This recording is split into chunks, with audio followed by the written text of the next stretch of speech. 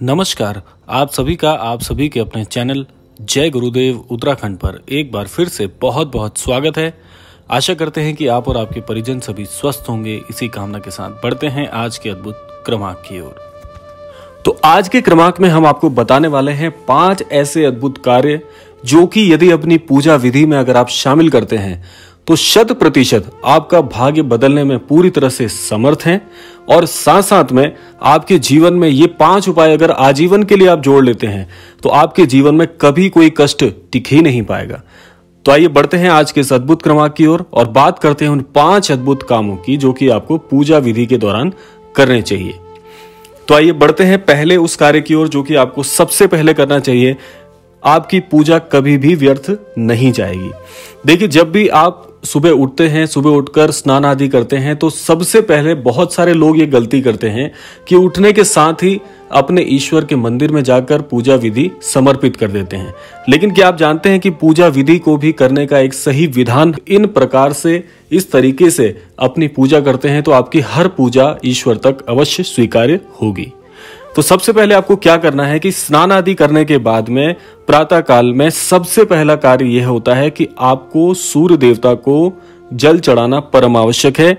और जल चढ़ाने के साथ भी एक नियम है जो कि आपको करना चाहिए, जिसमें सूर्य देवता के नामों का उच्चारण आपको करना चाहिए। देखिए, सही विधि क्या है कि सबसे पहले आपको एक ताम्र पात्र लेना है, यानी कि तांबे का एक आप लोटा ले सकते हैं, तांबे का कोई पात्र ले सकते हैं, जिसमें जल को भरने के साथ आपको ये 4 सूर्य देवता के नामों का उच्चारण परम आवश्यक है ये करना। इससे आपके जो सूर्य देवता को जल चढ़ाने की विधि है वो सही प्रकार से हो पाएगी।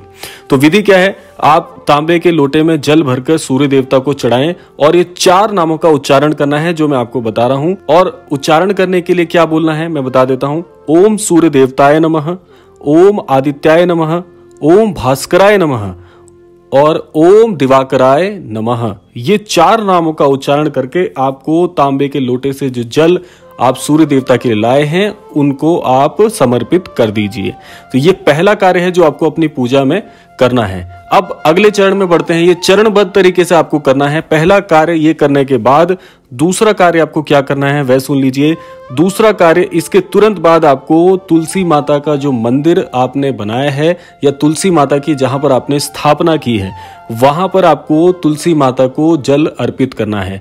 जल अर्पित करने के लिए आप वही तांबे का जो लोटा है जिससे आप सूर्य देवता को जल चढ़ा रहे थे उसी पात्र को भर के तुलसी माता में जल अर्पित करिए। और उसके साथ ही तुलसी माता को एक दीपक आपने जलाना है। यहाँ पर दीपक आप तेल का दीपक भी ले सकते हैं और घी का दीपक यदि हो तो आप वह भी ले सकते हैं। तो ये दूसरा आपको कार्य है जो ठीक सूर्य देवता को जल चढ़ाने के बाद करना है। अब बढ़ते हैं तीसरे उस कार्य की ओर जो कि आपको इसके तुरंत बाद करना है। अब इस कार्य को करने के बाद आपको आपके मंदिर स्थान पर जाना है, जहां पर भी आपका घर में मंदिर है वहां पर जाके सबसे पहले आपको श्री गणेश जी को चरण स्पर्श उनके करने हैं। और गणेश जी को आपने 2 चीजें अवश्य चढ़ानी है अपनी पूजा में। बता देता हूं वो दोनों चीजें क्या हैं। सबसे पहले दूब आपने देखी होगी, हरी जो घास, जो दूब की घास होती है वो आपको लेकर आनी है। और गणेश जी में या तो आप दूब चढ़ाइए, यदि दूब उपलब्ध नहीं हो तो जौ का इस्तेमाल कर सकते हैं। और इसके साथ ये इन दोनों में से कोई भी आप एक चीज ले सकते हैं, दोनों भी ले सकते हैं।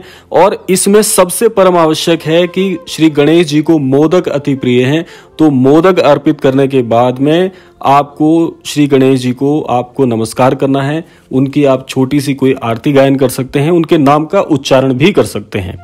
तो ये आपको तीसरा कार्य करना है इसके ठीक बाद में। अब इसके बाद आपको क्या करना है वह आगे सुन लीजिए। इसके ठीक बाद में आपको अपने कुल देवता, अपने इष्ट देवता का सुमिरन करना है, उनको याद करना है। इसके बाद आप अपने जो मंदिर स्थान है वहां पर पूजा अर्चना कर सकते हैं। तो ये पूजा से पहले आपको कार्य करने हैं जो मैंने आपको बताया। ये 4 कार्य पूजा से पहले करने हैं।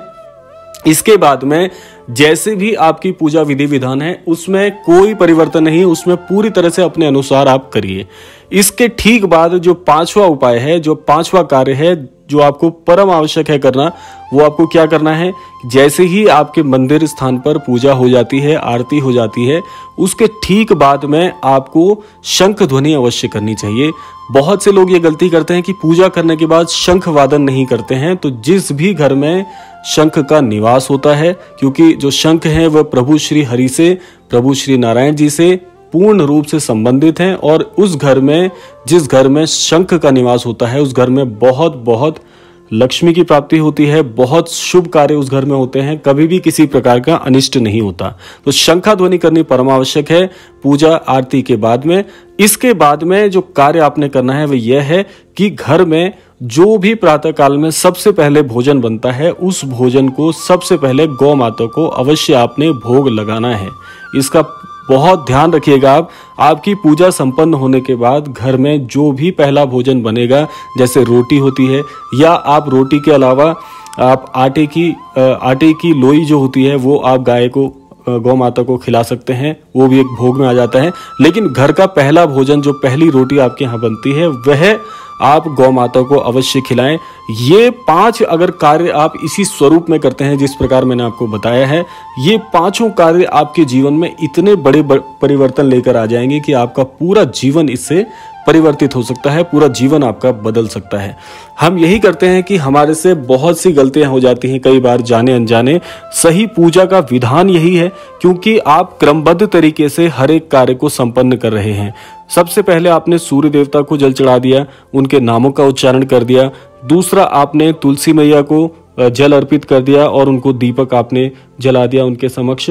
तीसरा, आपने क्या किया, अपने जो जहां पर भी आपका मंदिर स्थान है वहां पे श्री गणेश जी का आपने नाम का उच्चारण किया, उनको धूप चढ़ाया। इसके अलावा आपने मोदक चढ़ाए या जौ चढ़ाया। इसके बाद आपने अपने देवताओं की, इष्ट देवताओं की, जो कुल देवता हैं, उनका सुमिरन करके अपने मंदिर स्थान में पूजा आरती कर ली। फिर शंख वादन आपने कर लिया, और 5वां अंतिम कार्य आपने गौ माता को भोग लगा दिया। ये अगर आप प्रतिदिन प्रातः काल की जो पूजा है उसमें ये 5 काम आप कर लेते हैं, उसके बाद आप निश्चिंत होकर अपने कार्य क्षेत्र में जाइए। आपको ऐसा अद्भुत मार्गदर्शन मिलेगा कि आपके जीवन में 4 चांद लग जाएंगे। और ये कार्य इस तरीके से करने से सबसे ज्यादा प्रसन्न होते हैं आपके इष्ट देवता और आपके कुल देवता।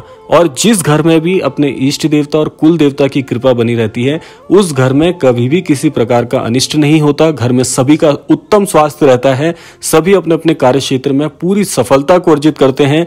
विद्यार्थी जनों के जीवन में विद्या का जो है बहुत उनको उन्नति मिलती है, आध्यात्म में उन्नति मिलती है। घर में धन धान्य और लक्ष्मी से समर्पित पूरा घर रहता है, और पूरी तरह से उनके धन धान्यों के कोष भरे रहते हैं। तो सोचिए, अगर ये 5 कार्य अगर आप करते हैं, जो कि बहुत सरल हैं, रोजमर्रा के जीवन में बहुत आसान ये कार्य अगर आप कर लेते हैं सही तरीके से, तो आपका जीवन निश्चित तौर पर 100% बदलेगा।